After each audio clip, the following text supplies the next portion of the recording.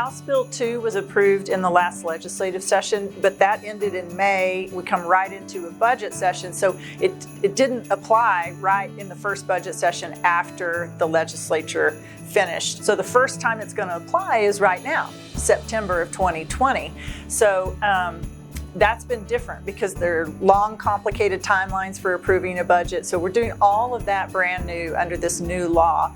And a lot of the vocabulary changed. The intent behind it was to make voters and citizens more aware of how their taxes are changing from year to year. But we have to learn the new vocabulary that goes along with that before that really helps us. Tax rate is a little bit complicated because there are different pieces that stack on top of each other to actually create the tax rate. We're not changing the operations and maintenance portion of our tax rate. That part's staying the same. The only part that's changing this year is where we take on debt. We issued debt for Thompson Park to do the new swimming pool.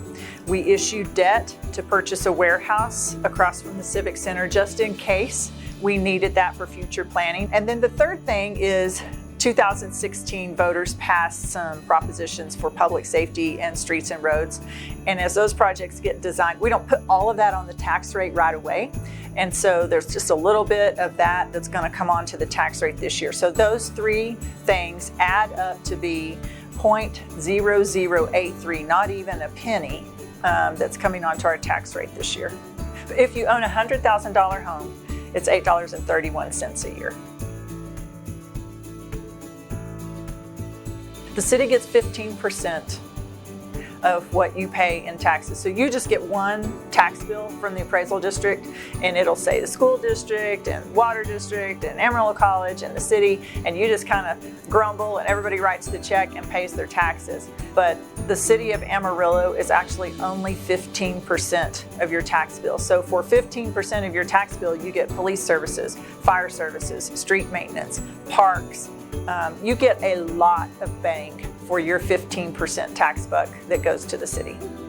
When you compare Amarillo to the 10 cities larger than us and the 10 cities smaller than us, we have the next to the last lowest tax rate. So only Midland has a lower tax rate, and it's just by a hair. We're both at 39 cents. We have a very, very low tax rate. And when you actually break it out and you take the dollars that we get in tax revenue and you divide it by the number of people that live in our city, so you get revenue per capita. We have the lowest revenue per capita by far among those 21 cities. So I don't know what that tells us. I don't know if that tells us that we're really good at squeezing a penny and getting more out of it, or if it tells us that we're willing to live with less in our city, less services, or if it's a combination of both.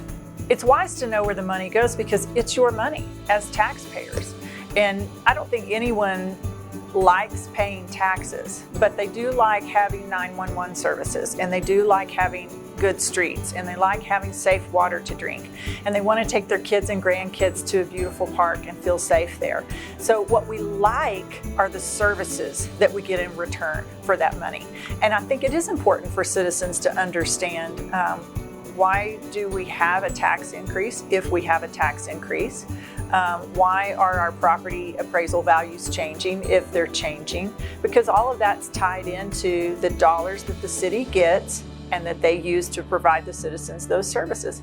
They're the citizens' dollars.